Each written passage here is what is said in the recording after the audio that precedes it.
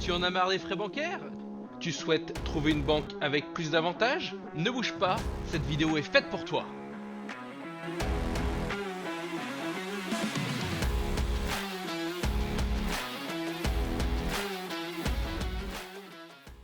Bonjour à tous, moi c'est Rudy et aujourd'hui j'ai décidé de vous trouver la meilleure banque pour 2024. Pour commencer, je suis allé voir ce qu'Internet pouvait nous proposer pour 2023, à savoir 9 banques. Apparemment les 9 meilleures, et j'en ai ajouté 2 qui valent quand même le détour. Ce qui nous donne ceci. Nous avons maintenant ce qui se fait de mieux dans l'univers de la banque en ligne. Donc sur ces 11 banques en ligne, nous allons en éliminer plusieurs. D'accord, vous allez me dire, mais sur quels critères? Eh bien je vais vous le dire, comme dirait l'autre. Pour cela, que le match commence. Round 1. Fight! Après avoir passé en revue les différentes cartes que nous proposent ces banques, nous pouvons commencer à en éliminer quelques-unes. Parmi les grands perdants, nous avons la carte Monabank à 3 € par mois. Société Générale et BNP Paribas avec leur offre de banque en ligne à 7,20 et 3,50 par mois. N26 ainsi que Bunk proposent uniquement des cartes virtuelles pour leur offre de base, sinon c'est payant. Nous avons donc Monabank, BNP Paribas, Société Générale, N26 et Bunk qui dégagent de ce classement. C'est ciao! Round 2. Fight! Pour ce second round, nous nous attaquons aux frais bancaires et malheureusement nous perdons Hello Bank dans la course avec son offre Hello One qui possède des frais sur les virements et des frais sur les retraits en distributeur automatique. Cependant, elle offre tout de même d'autres avantages que nous verrons plus tard. Mais revenons sur nos frais parce que dans ce domaine, s'il y a bien une banque imbattable, c'est la banque Nickel. Non, j'ai dit Nickel, pas avec une quantité astronomique de frais cachés. Des frais annuels de 20 €, des frais sur les dépôts d'espèces de 3%, des frais sur l'alimentation du compte par CB de 2%, des frais sur les virements, des frais sur les retraits, des frais sur l'encaissement de chèques, enfin j'en passe, et bien d'autres. Donc, Nickel et Hello Bank, c'est ciao! Round 3. Fight! Les chéquiers de nos jours n'ont plus vraiment la cote, ils sont de moins en moins utilisés, cependant cela reste pratique d'en posséder un. Pour moi cela rentre dans les critères d'une bonne banque, à condition qu'il soit gratuit bien sûr. Revolut ne propose pas de chéquier, on ne peut ni en encaisser ni déposer de l'espèce sur son compte Revolut. Pour autant, Revolut arrive à proposer un livret d'épargne à 3,10%, ce qui est légèrement supérieur au livret A. Elle reste à mes yeux une très bonne banque secondaire avec ses avantages que ne proposent pas les autres banques. Orange Bank, quant à elle, propose un chéquier gratuit et on peut y déposer de l'espèce ainsi que les chèques de mamie glanés au pied du sapin. Allons, Mais non, de il y a lettres pas de recommandées, Nadine Moktadine Babek. Cependant, au niveau de l'épargne, ce n'est pas dingue, Orange Bank a la fierté de nous proposer son livret à seulement 2% d'intérêt. Orange Bank reste quand même très intéressante en banque secondaire, je l'ai découverte en faisant cette vidéo et je pense qu'elle a de l'avenir.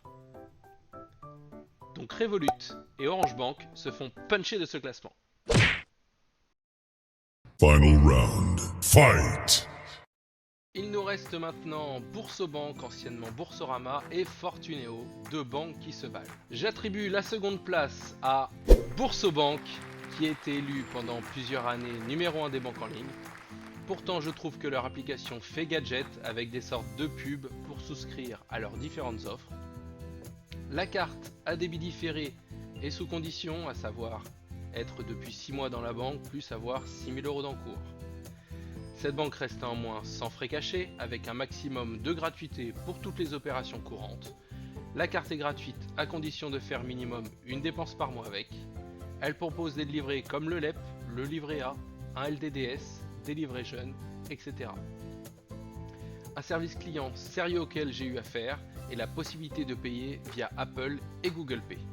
Le plus gros avantage qu'elle possède, je pense, ce sont les remises de cashback The Corner qui permet de faire de grosses économies avec une grande quantité d'enseignes dans différents domaines tels que les loisirs comme le cinéma, les parcs d'attractions, mais aussi l'alimentation, les vacances, le sport, la santé, etc.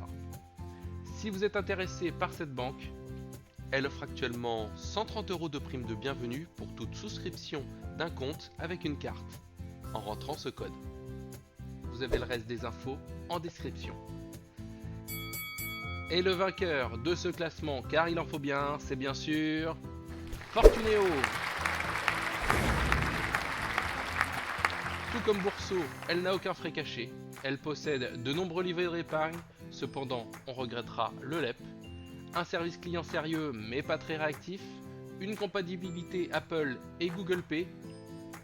Elle propose des cartes à paiement immédiat ou différé gratuites à condition de faire minimum une dépense par mois avec, des cartes éphémères pour le paiement en ligne sur des sites auxquels vous n'avez pas trop confiance, une carte Gold accessible qui demande un salaire de 1800 € minimum avec des assurances, la possibilité de payer à l'étranger sans frais, parfait pour voyager sans se poser de questions. L'application est quant à elle sobre et professionnelle. Si vous êtes intéressé par cette banque, elle offre actuellement 50 € pour toute souscription à une carte Phospho et 120 € pour toute souscription à une carte Gold avec ce code à rentrer au moment de l'ouverture du compte. Vous avez le reste des infos en description. La troisième place est attribuée à Revolut qui s'améliore jour après jour. Elle dispose aussi de cartes éphémères. Elle propose également l'achat de matières premières comme l'or, mais aussi l'achat de crypto-monnaies. Pour moi, son plus gros avantage, ce sont les pockets. Ce sont des sortes de mini-comptes où l'on peut mettre ses économies en arrondissant nos achats à l'euro supérieur. Pas mal pour les personnes qui n'arrivent pas à mettre de côté. Mais aussi la possibilité de faire une pocket commune avec un membre de votre famille pour des projets communs comme des vacances, l'achat d'une nouvelle voiture ou autre comme bon vous semble. C'est aussi une banque secondaire très intéressante pour voyager. Si vous êtes intéressé par cette banque, elle offre entre 10 et 200 € pour toute souscription. Voir les modalités et le lien en description. Mention honorable à Hello Bank avec sa facilité à déposer des chèques et espèces via les agences BNP Paribas. Et vous, quelle est votre expérience avec les banques en ligne? Partagez votre opinion dans les commentaires et échangeons ensemble. Nous arrivons maintenant à la fin de cette vidéo. Pensez à vous abonner pour suivre les nouveautés de la chaîne. Et maintenant je vous dis ciao!